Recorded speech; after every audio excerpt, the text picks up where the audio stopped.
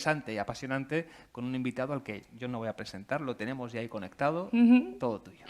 Muchas gracias. Bueno, pues tenemos el placer absoluto de compartir la siguiente media hora con el que, al menos desde mi punto de vista, es el gran gurú del asunto. Tenemos con nosotros al gran Paul Wagner. Y además vamos a hablar de un tema muy interesante, que es cómo preparar la próxima temporada de enoturismo. Bueno, hola a todos y hola Paul, si me permites, te voy a saludar en primer lugar. ¿Qué tal estás, querido?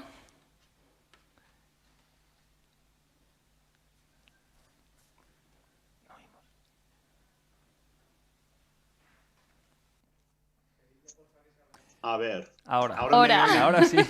Estábamos muy atentos, pues pero no escuchábamos nada. Se nos ha parado el corazón. Sí, era como, oh, ¿qué pasa? ¿Qué pasa? Pues sí, aquí todo bien porque ha llovido mucho la semana pasada y ya sabéis que hemos tenido unos incendios pero horribles aquí en California y ahora estamos más seguros. Todo bien. Bueno, en este año tan extraño no hay nada que esté bien, pero todo bien. Bueno, todo lo bien que se puede, ¿no? Pues perfecto. Sí. Si me permites, Paul, te voy a presentar por si acaso hay alguien por ahí en este mundo que no te conoce, ¿vale? Venga. Claro. Paul Wagner es fundador y presidente emérito de Balzac Comunicaciones y Marketing. En 2018 le concedieron el Award Merit de la American Wine Society. Lleva más de 25 años dando clase en el Napa Valley College y también en el Culinary Institute of America. Es profesor invitado en muchas universidades y ha dado más de 80 conferencias en todo el mundo sobre vino, enoturismo, enología y marketing de vino. También ha coescrito varios libros, Wine Marketing and Sales, por el que ganó el Premio Gourmand Internacional en 2008, Wine Sales and Distribution, por el que ganó el Gourmand en 2019, y su tercer libro, Artisan Public Relations. También tiene un podcast con Rick Kussman que se llama Bottle Talk. Y en 2019 grabó un curso online súper interesante sobre vino que se llama The Instant Sommelier. Desde que se jubiló, ha vuelto a tocar mucho más la guitarra, normalmente unas 3 horas al día. Pinta acuarelas, practica ciclismo y sigue escribiendo libros sobre la industria del vino y está escribiendo una serie de novelas de misterio. Todavía enseña en el Napa Valley College y en el Culinary Institute. Y además trabaja con la compañía de cruceros Expedia en su línea Wine Club. Nada, así en 2 minutitos toda una vida resumida. Bueno, en primer lugar, muchas gracias por aceptar la invitación de Wineland y si te parece, yo creo que podemos entrar ya en conversación, ¿no? ¿Cómo no? Vamos a organizar esta breve charla en torno a 3 temas, ¿no? En primer lugar, vamos a hablar sobre visitantes, el gran temazo del enoturismo. Si tú le preguntas a cualquier bodega en España cuál es el perfil de visitante que le gustaría recibir en su bodega, siempre te hablan de ese matrimonio de Estados Unidos, o mejor todavía, si son suizos y tienen mucho dinero y vienen en coche, mejor. Y si vienen en autocaravana y con un remolque en el que quepa mucho vino, mucho mejor, ¿no? Pero desafortunadamente en estos momentos pues no podemos recibir a ese tipo de visitantes, sino que tenemos que trabajar con ese turismo de proximidad. Pero ¿qué es lo que pasa con ese turismo de proximidad? Por ejemplo, yo me pongo en el caso de una bodega de Rioja. Los riojanos, todos hemos ido a bodegas, todos sabemos cómo se hace el vino, todos hemos acompañado a amigos que vienen a pasar el fin de semana y nos vamos con ellos a visitar una bodega, ¿verdad? O sea, que ya no sabemos todas las cosas que habitualmente se cuentan en una visita clásica, que es el recorrido por las instalaciones y el método de elaboración del vino. Si queremos atraer a los locals, a la gente de cerca de tu entorno, ¿qué les tenemos que ofrecer? Bueno, has dicho mucho muy bien ahí, Adela, que el problema es que siempre enfocamos en los que vienen de muy lejos y que llevan mucho dinero y ahora nos toca que ni se puede venir ni tampoco se puede visitar la bodega. Así que en Napa siempre decimos que durante la temporada baja o sea, el invierno ahora mismo. Siempre decimos que los que pagan la luz son los vecinos. ¡Qué bueno! Y en el verano vienen los turistas que nos permiten ganar dinero. Pero hay que pagar la luz todos los meses. Y entonces hay que ofrecer a los vecinos, a los locales, algo interesante. Y claro, como estuve en Priorat hace un año, con una reunión entre hoteles, restaurantes y bodegas de Priorat. Y las bodegas decían que nuestras visitas son fantásticas. Y los hoteles les decían que, mira, al llegar al hotel, los visitantes decían, vaya paliza de las visitas a las bodegas. Porque dicen que a la primera bodega vemos cómo se crece la uva, cómo se hace el vino, bla, bla, bla, bla, bla. A la segunda bodega vemos lo mismo. A la tercera bodega es como una multa que hay que pagar antes de catar el vino. Y claro, como has dicho, los vecinos ya saben, si son de La Rioja, si son de Priorat, si son de Andalucía, saben cómo crece la uva. Lo que hace falta es ofrecerles algo diferente, nuevo, y para mí lo más importante es que los vecinos son vecinos, deben ser parte de nuestra familia. Y en vez de contarles como si fueran visitantes de la Suiza con su Mercedes, tenemos que invitarles a juntarles, a unirles a nuestra familia, a contar cosas humanas. Y en vez eso resulta que hay que hablar menos y hay que escuchar más. Hay que organizar conversaciones en vez de ponencias. Porque yo como enseño cómo se vende vino, no se puede vender nada a nadie, pero sí se puede adivinar lo que quieren comprar y hacer lo posible. Y entonces para adivinar lo que quieren comprar, hay que escucharles. Entonces, mucho más pregunta, mucho menos contar, y en vez de convencerles de lo bueno que somos, hay que hacerles amigos por mostrar interés en su vida. Y eso resulta que es un programa bastante diferente de lo que hacen las bodegas ahora, pero es absolutamente la manera de atraer a los vecinos y no solo atraerles, sino hacerles, digamos, misioneros, discípulos, apóstoles de nuestra bodega que pueden ir al campo y continuar la palabra buena de nuestra marca, de nuestra bodega y de nuestros vinos. En inglés hay un dicho, ¿no? Si quieres ser interesante, interésate. Y para interesarte, lo que tienes que hacer es preguntar y luego utilizar eso que todos los seres humanos traemos de serie, que es 2 orejas y una boca, que deberíamos utilizar al menos en esa proporción, escuchar el doble de lo que hablamos.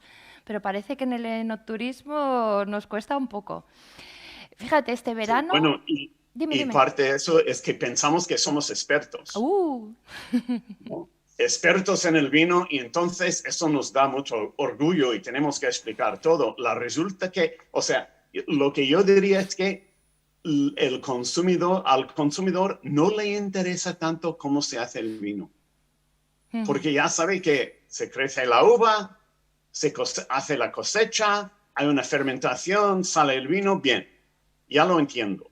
Ahora, lo que quieren saber es por qué haces este vino. Claro. ¿Qué es la visión? ¿Qué es el sueño que tienes? Y nunca hablamos de nuestros sueños, hablamos de nuestra tecnología. Y es un gran fallo. Sí, estamos demasiado centrados en el qué y en el cómo y nos falta el por qué. Demasiado centrado en los objetos y no en los sujetos. Contamos muchas cosas. muchos procesos. Quizá en ese aspecto técnico en el que en el mundo del vino todo el mundo se siente más cómodo en hablar de lo técnico, de los métodos de elaboración, de los suelos y no tanto de las emociones. Yo creo que es porque nos parece que es menos profesional hablar de emociones que de objetos. Yo diría al revés, al contrario, que la culpa tienen los enólogos. Cuando Apple vende un teléfono nuevo, nunca meten los ingenieros en los anuncios a explicar cómo funciona el teléfono. Sí, es cierto. Porque no queremos saber cómo funciona el teléfono, queremos saber lo bueno que es, lo romántico que es, las fotos fantásticas que hace. Sí, y eso es lo que muestran. Si queremos ser profesionales, tenemos que ser profesionales en vender también, no solo en hacer el vino, sino también en vender el vino.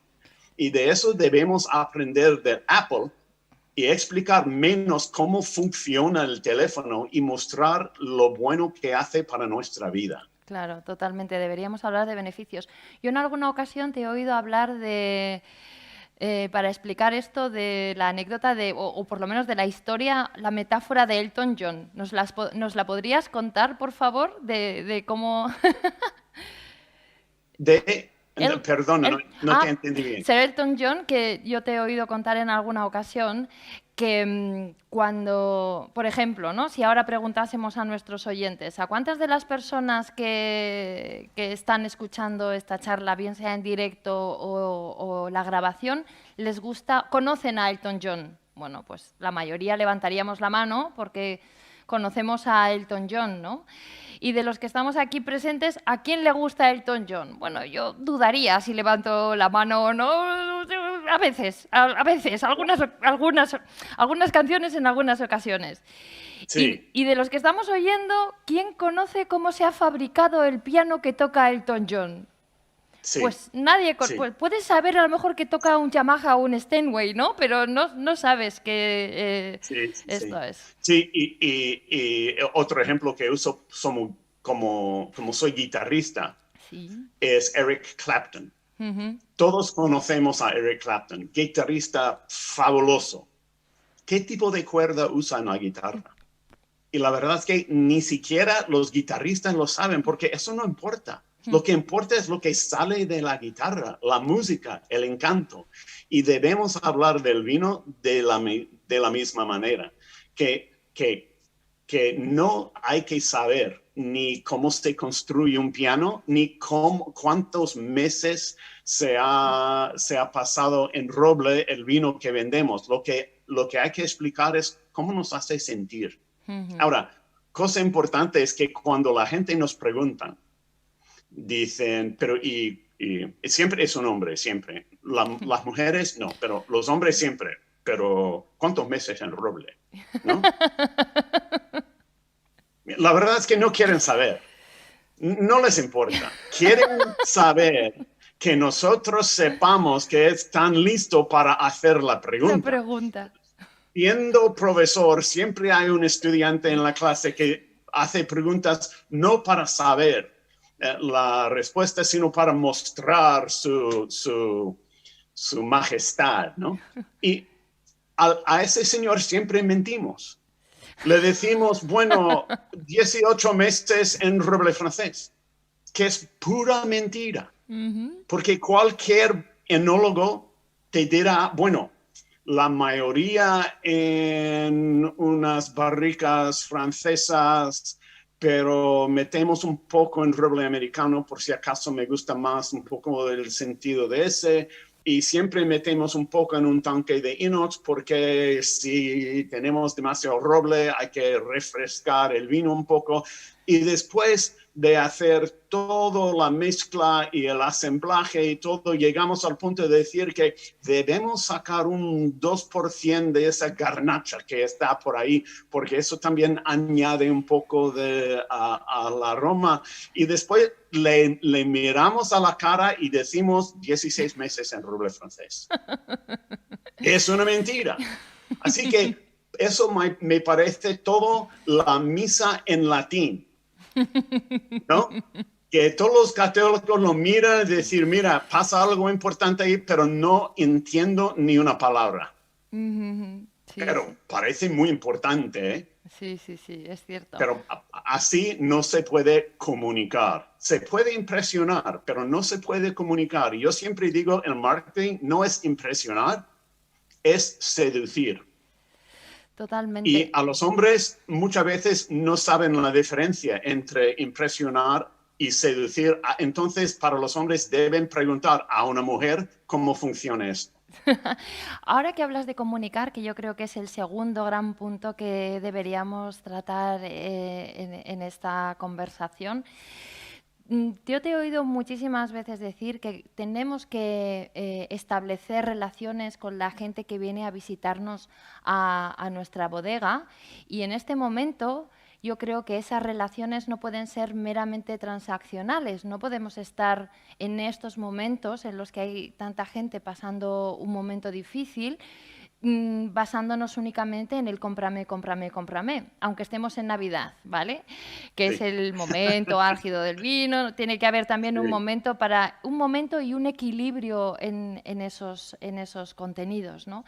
Creo que a pesar de que muy poco a poco, pero sí que es cierto que las bodegas evidentemente se han incorporado al mundo de las redes sociales, es cierto que utilizamos esos nuevos soportes, bien sea mi nuevo post en mi blog, el nuevo Reels, el nuevo Story que subo a Instagram, lo que sea, pero seguimos hablando de todos esos contenidos que estábamos diciendo hace un momento, ¿no?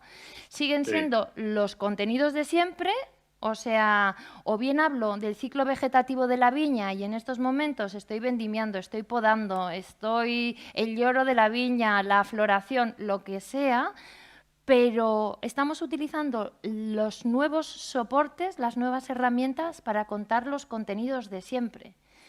¿Qué es de qué deberíamos hablar cuando nos comunicamos, y más en estos momentos que no deberían ser tan transaccionales? Porque si tú me estabas diciendo hace un momento que tenemos que hacer amigos con los visitantes que vienen a vernos a nuestras bodegas, a mis amigos no voy a intentar sacarles el dinero, ¿no? O sea, que no sea solamente compra.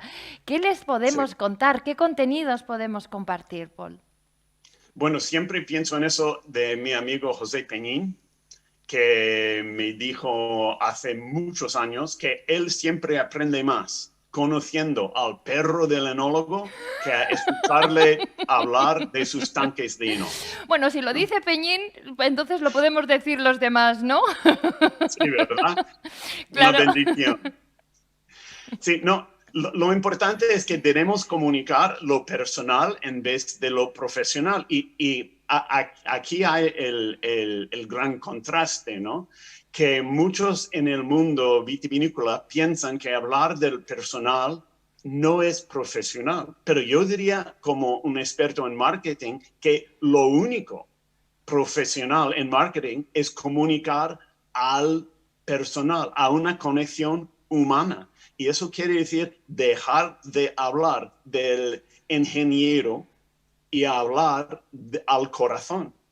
Y, por ejemplo, hay que contar historias de lo que está pasando. Hay que escribir a los amigos de la bodega en vez de a consumidores en general. Uh-huh. Hay que contestar el teléfono. Cuando un amigo te llama, no le ofreces lo que llamamos en inglés un árbol de opciones, ¿no? Que si tiene interés en visitar la bodega, imprime el 1. Si quiere hablar de contabilidad, oprime el 2. Eso no es hacer amigos. Uh-huh. Eso es manejar o gestionar un grupo de consumidores, pero no, la meta para nosotros debe ser hacerles amigos. Y entonces eso quiere decir contestar el teléfono. Tengo un amigo que tiene una bodega muy pequeña aquí en Napa y no puede contestar el teléfono porque es el único, es el solo que es el personal total de la bodega. pero su mensaje en el teléfono dice, hola, soy Sheldon. No puedo contestar el teléfono porque estoy o en el viñedo tratando a las viñas o estoy en la bodega tratando a los barriques. Pero si me dejas un mensaje, te prometo que al volver aquí a comer mi almuerzo, te llamaré. Eso sí es comunicar. Eso sí es mostrar que soy una persona humana y no una máquina. Y entonces, a cada oportunidad de hacer esa conexión humana, hay que buscar manera de hacerlo. Por favor, no me muestres fotos de inox. No, oí o leí el otro día de una bodega que hizo un gran esfuerzo porque hicieron una grabación para YouTube para mostrar cómo es vivir en la bodega. Y la primera película que mostraron, cavaron un agujero en el viñedo a mostrarles el tipo de suelo que tienen en el viñedo, ¿no? ¡Qué aburrimiento! Ni un profesor de geología se interesa en eso. Pero es que, un momento, si hay algo que puede fascinar a un enólogo, es una calicata, o sea, esa calicata, la edafología es fascinante. Pero claro, pero eso pasa porque se ponen en su propia cabeza y no en la cabeza, en lo que tus visitantes quieren saber de ti. Es que es un ejercicio de generosidad. El problema, Adela, es que los enólogos no compran vino. Totalmente cierto. Si ellos quieren vino, llaman a su amigo a decir, oye, te cambio 2 botellas de la mía para 2 de la tuya y ya estamos. Claro. ¿No? Entonces, dejar de vender a enólogos y vender a gente que quiere escuchar una historia. Mucho mejor contar la historia del gato que vive en la bodega que cavar agujeros en el suelo. Más rentable, además. Yo creo que esto habría que plantearlo en términos de rentabilidad. Y ya lo hemos hablado en alguna ocasión nosotros, pero creo que en las escuelas de enología les deberían enseñar ventas y storytelling para ponerse un poco luego en la mente de a quien les tienen que vender, ¿no? Y si no los enólogos, por lo menos gente de la bodega, ¿no? Otro ejemplo, yo tenía un cliente aquí que todo su terreno lo hicieron por sistema de biodinámico y todo, y querían contar eso a la gente. Y me contaron que usamos muy pocos pesticidas, muy pocos herbicidas, que la cantidad de química aquí es mucho menos, tal. Y me dio un susto. Deja de hablar de químicos. Y entonces les pregunté, ¿tenéis hijos? ¿No? Sí, tenemos uno de 3, otra hija de 4 y un chico de 9. ¿Y ellos juegan en el viñedo? Juegan en el viñedo. En el verano de vez en cuando hacemos una tienda de camping y dormimos todos en el viñedo ahí en medio de las viñas. Digo, eso sí. Es como se comunica el biodinámico.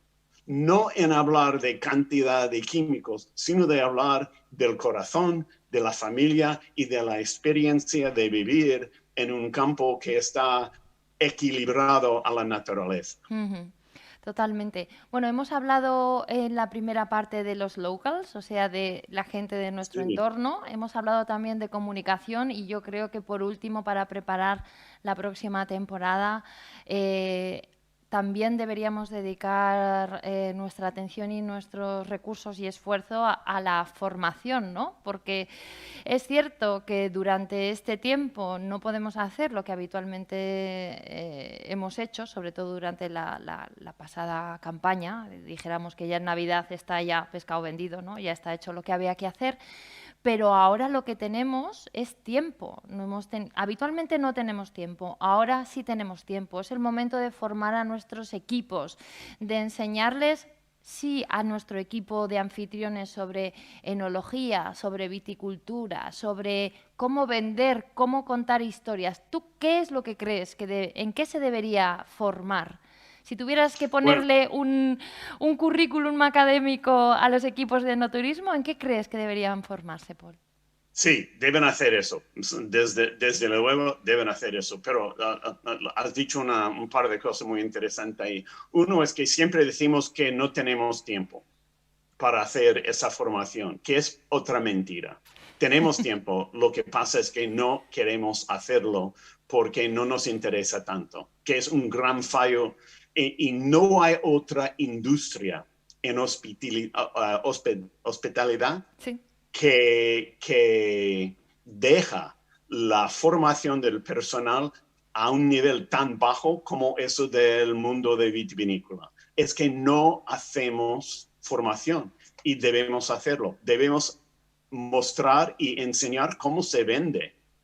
Debemos, y deja de hablar de enología y de viticultura, pero hablar de cómo relacionar con la gente, al servicio al cliente.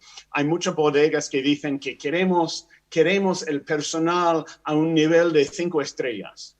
Y yo siempre les pregunto, bien, ¿tu personal han visitado una vez un hotel de 5 estrellas? No. Entonces, ¿cómo pueden saber el nivel de 5 estrellas que ni siquiera lo han visto una vez en su vida? Y entonces, sí, a esa temporada hay tiempo y buscamos cosas que hacer, porque claro, como no vienen visitantes, hay tiempo. Y entonces yo tengo un currículum de unos 12 temas, desde ¿cómo se dice? El servicio profesional del vino, cómo se debe hacerlo y dejar de eso del sommelier, que lo hace mal y lo hace muy formal y no entiende por qué lo hace y después dicen, yo tengo que enseñar a los demás cómo servir el vino porque no lo entienden y deben escuchar a mí. Pues no, hay un sistema muy bueno para servir el vino, pero hay que enseñarlo a nuestro personal. Hay cursos del organoléptico. Por Dios, nunca dices la palabra organoléptico a un consumidor. Te mato. Te prometo, te mato. Pero es interesante que los gran expertos en el organoléptico hablan del vino de una manera muy diferente del sommelier normal. Dicen que hay influencias importantísimas fuera de la copa del vino que nos afectan, pero muy fuerte.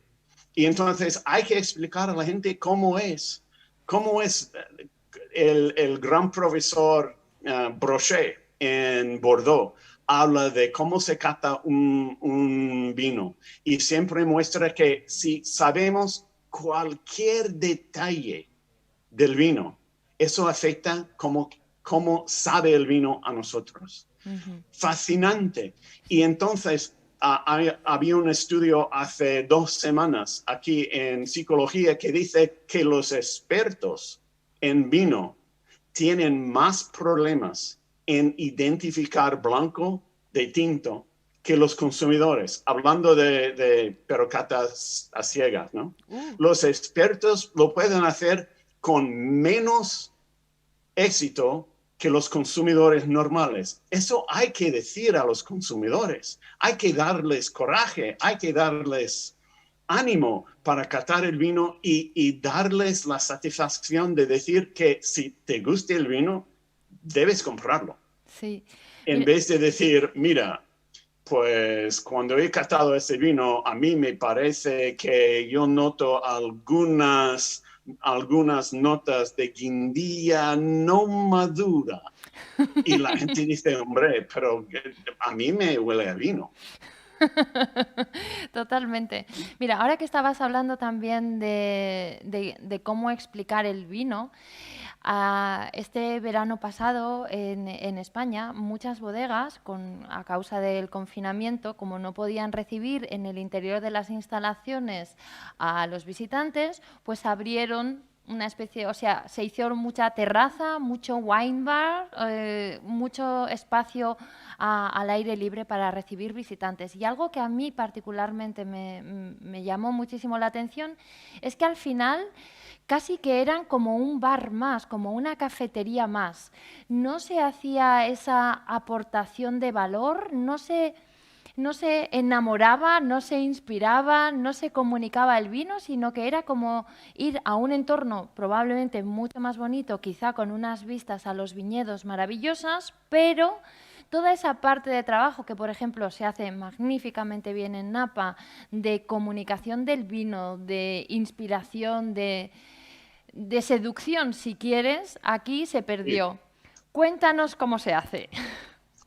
Bueno, hablamos antes de hablar de por qué en vez de cómo. ¿Por qué se hace el vino? ¿Qué es lo que ofrece este vino? Y además, cuando o sea, el primer paso en hacer servicio al cliente es hacerles saber que me encanta hacerles feliz. Eso es el primer paso. A mí me encanta hacer a la gente feliz. Y entonces, de ese punto empieza ya la conversación. No la ponencia, sino la conversación. Me encanta verles aquí hoy. ¿Cómo puedo hacerles una visita magnífica? Y de esto empieza ya el servicio al cliente. Y hablar no de roble, ni de tanques, ni de clones, ni nada de eso, sino hablar del sueño del vino. Que el bodeguero, o sea, el enólogo no quería hacer este vino, pero su mujer decía, mira, cuando yo hago los callos a la madrileña, yo necesito un vino para servir con los callos a la madrileña. Que me hagas un vino. Y entonces el enólogo pues ya tenéis una historia, ya hay personas. Las historias, los cuentos, no se puede contar de cosas. Solo se puede contar de personas. Y entonces, cada vez que abres la boca a un consumidor, lo que debe salir de tu boca es el señor o la señora o el chico o la chica o la mujer o el marido o lo que sea, pero persona primero y después explicar una historia, no describir una tecnología. Sí, yo creo que un buen consejo a mí me parece que sería tener como una colección de historias, ¿no? Una colección de historias que tú puedes ir sirviendo a los distintos visitantes cuando, evidentemente, cuando pegue, cuando sea la ocasión de contar la historia, pero sí tener tu colección de, casi que son anécdotas, ¿no? Anécdotas que pueden servir para ilustrar los grandes valores de la empresa. Siempre son, en realidad es casi como en la Biblia, son parábolas. Son parábolas para ilustrar una enseñanza, ¿no? Unos valores, un algo. Pues yo creo, Paul, que con este tip podríamos despedir la conversación. Como siempre, un gustazo hablar contigo, que siempre me quedo con ganas de seguir hablando mucho rato más, pero aquí nos tienen así, como muy en el horario, como debe ser. Y lo dicho, un placer absoluto volver a hablar contigo. Muchísimas gracias por haber aceptado la invitación de Wineland. Pues un placer, el placer ha sido mío, Adela, y hasta la próxima. Vale.